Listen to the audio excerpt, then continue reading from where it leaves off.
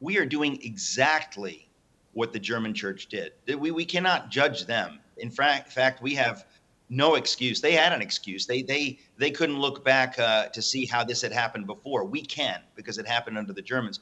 But what are the excuses that people give? They say, well, the church isn't supposed to be political.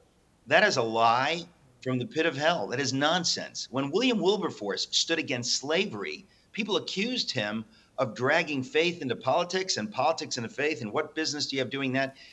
And he said, well, God has commanded me to be a voice for the African slaves who were suffering for this abomination.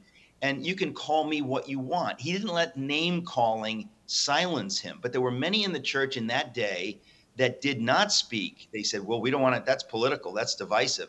Many in Germany said to Bonhoeffer, you Romans 13, it's open and shut. You have no business speaking against your leaders and speaking against these wickednesses.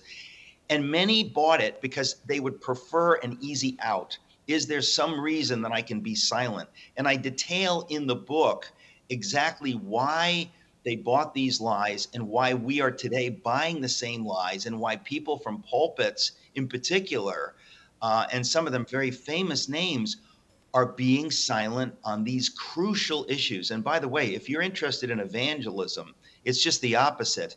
If you're afraid of offending people by bringing this up, let me tell you, when you don't bring this up, people are not interested in whatever thin pseudo gospel you claim to be preaching. If you are heroically speaking about the truth, you're speaking for them. They're trying to raise their kids in the middle of this madness. They're attracted to that kind of courage. That is cool. It's not cool that you got some tattoos and are using some pop cultural references. What's cool is when you stand for the truth.